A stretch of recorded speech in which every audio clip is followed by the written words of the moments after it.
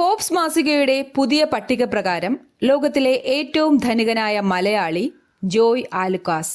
ഫോബ്സിന്റെ 2024 കണക്ക് പ്രകാരം അദ്ദേഹത്തിന്റെ ആസ്തി ഏകദേശം $4.4 ബില്യൺ ആണ്. ഫോബ്സ് പട്ടിക പ്രകാരം ഇന്ത്യയിലെ ഏറ്റവും ധനികനായ വ്യക്തി മുകേഷ് അംബാനി. ലോക സമ്പന്നരുടെ പട്ടികയിൽ ആദ്യ 10-ൽ ഇടം പിടിച്ച ഇന്ത്യക്കാരനാണ് മുകേഷ് അംബാനി. വട്ടിപ്പലിശക്കാരെ ലക്ഷ്യമിട്ട് കേരള പോലീസ് നടത്തുന്ന സംസ്ഥാന വ്യാപകമായ പദ്ധതി ഓപ്പറേഷൻ ഷൈലോക്ക്.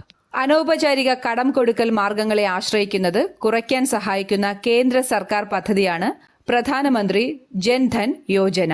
അടുത്തിടെ അന്തരിച്ച കേരള നിയമസഭയുടെ മുൻ സ്പീക്കറും കൃഷി മന്ത്രിയുമായിരുന്ന മുതിർന്ന കോൺഗ്രസ് നേതാവ് പി തങ്കച്ചൻ. അടുത്തിടെ എത്യോപ്യയിൽ ഉദ്ഘാടനം ചെയ്യപ്പെട്ട ആഫ്രിക്കയിലെ ഏറ്റവും വലിയ അണക്കെട്ട് grand Ethiopian Renaissance dam. Nile നദിയുടെ പ്രധാന പോഷക നദിയായ ബ്ലൂ നൈലിന് കുറുകെയാണ് ഈ അണക്കെട്ട് നിർമ്മിച്ചിരിക്കുന്നത്. അണക്കെട്ടുമായി ബന്ധപ്പെട്ട് എത്യോപ്യയും നൈൽ നദിയുടെ താഴെയുള്ള രാജ്യങ്ങളായ ഈജിപ്റ്റ്, സുഡാൻ എന്നിവയും തമ്മിലുള്ള തർക്കം ഹൈഡ്രോ പൊളിറ്റിക്സ് എന്ന വിഷയത്തിന് ഉദാഹരണമാണ്. പൂർണ്ണമായി പ്രവർത്തനക്ഷമമാകുമ്പോൾ ഏകദേശം 6000 മെഗാവാട്ട് വൈദ്യുതി ഉൽപ്പാദിപ്പിക്കാൻ ഇതിന് ശേഷിയുണ്ട്.